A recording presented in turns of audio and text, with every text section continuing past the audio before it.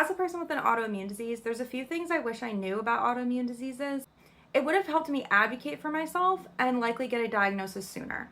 So, if you're not aware, it took me about 12 years to get diagnosed with my autoimmune disease, and I was told a variety of things between you lost too much weight, you gained too much weight, you're too active, you're not active enough, it's psychosis, there's nothing actually wrong with you, you're just looking for disability.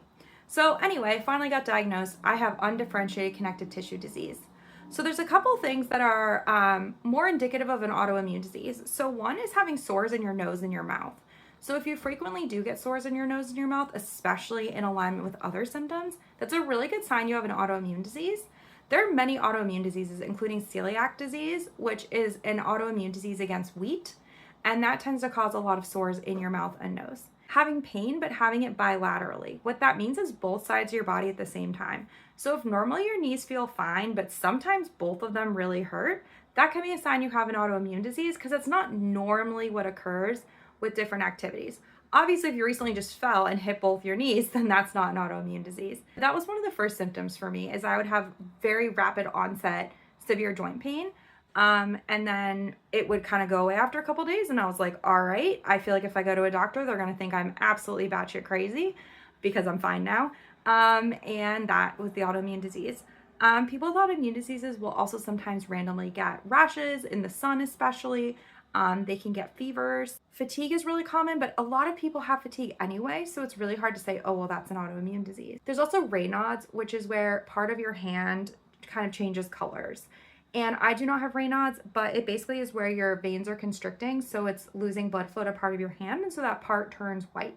You can also get it on your feet, and you can get it in your skin in general. It kind of looks like a webbing.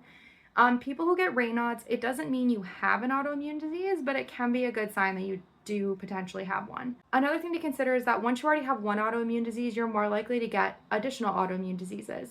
So the most common one is Hashimoto's thyroiditis, which is an autoimmune disease that affects your thyroid. It causes hypothyroidism. So most people that have hypothyroidism have it because of Hashimoto's. When you have this, you then are more likely to develop other autoimmune diseases. So if you are starting to get some weird symptoms you're not really sure about, I definitely will get it checked out. A lot of diagnostic criteria for autoimmune diseases, or what we understand about them, is when they're at their really severe stage. And so it's really hard to diagnose and understand autoimmune diseases when they're in their more mild or beginning forms. And finding a doctor that will advocate for you and help you find symptom relief and monitor and make sure you're okay is really important. There's a lot of doctors that wouldn't treat me because I'm not having any organ damage, I'm not having vision damage, nothing like that. And so, the thought is, well, if you're not having damage, why do we need to do anything? But I was in severe chronic pain and extremely fatigued, had really bad brain fog, basically couldn't function. And so me getting treatment, while yes, it's not necessarily saving my life, it's giving me my life back, and that's what matters.